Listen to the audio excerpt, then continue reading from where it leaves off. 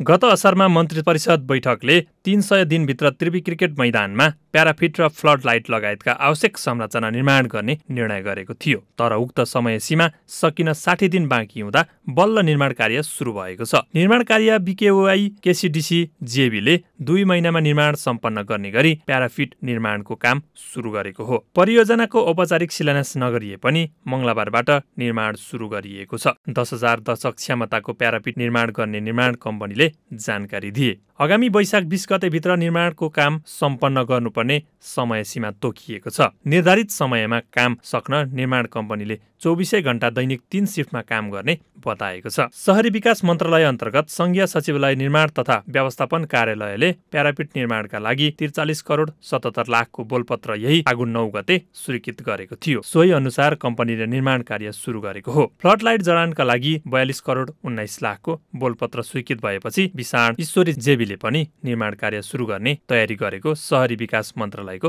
भनाइ छ। नेपालको चाहिँ क्रिकेट रङ्गशालालाई अन्तर्राष्ट्रिय स्तरको बनाउने सन्दर्भमा नेपाल सरकारले गत असार 31 गते मन्त्री परिषदको पहिलो बैठकबाट निर्णय गरेर सुविधा सम्पन्न बनाउने हिसाबमा रङ्गशालालाई अगाडि लाने क्रममा यसको 2080 पौष 5 गते बोलपत्र आह्वान भएको देखिन्छ।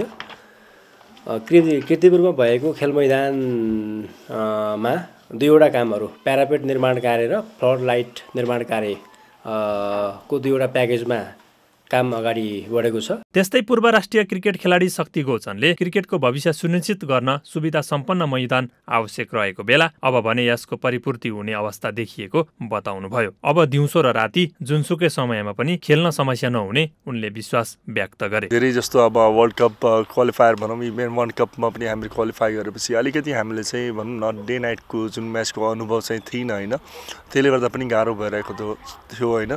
तर अब आउने दिनहरूमा चाहिँ यदि जति चाँडै यो हाम्रो चाहिँ फ्लड लाइट र प्लस स्टेडियमको जुन जडान हुन्छ होइन, त्यो भयो भने चाहिँ आउने दिनहरूमा चाहिँ अन्तर्राष्ट्रियमा जुन अलिकति कमजोरी हाम्रो डे नाइटमा देखिएको थियो, आई थिङ्क त्यो चाहिँ कम्प्लिट हुन्छ जस्तो लाग्छ।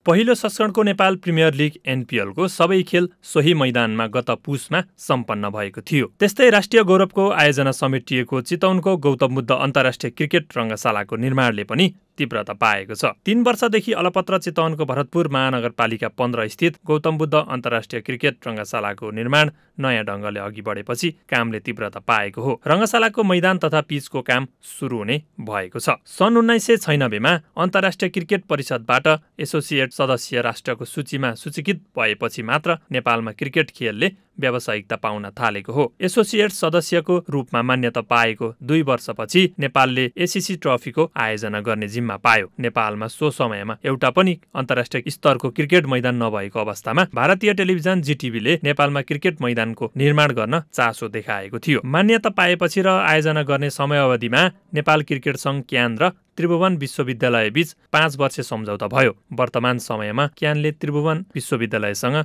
सम्झौता नवीकरण गर्दै मैदानलाई लिजमा सञ्चालन गरिरहेको छ। सुरुवातमा मैदान फुटबल गतिविधि सञ्चालनका लागि प्रस्ताव भए पनि पछि मात्रै क्रिकेट मैदान बनाउने निर्णय भएर जीटीभीको लगानीमा मैदान निर्माण भयो र नेपालले एसीसी ट्रफी 1998 प्रतियोगिता आयोजना गर्न सफल भएको थियो। एपीवन टेलिभिजनका लागि क्यामेरा पर्सन निरनराज बानाको साथमा राजेश श्रेष्ठ, कीर्तिपुर।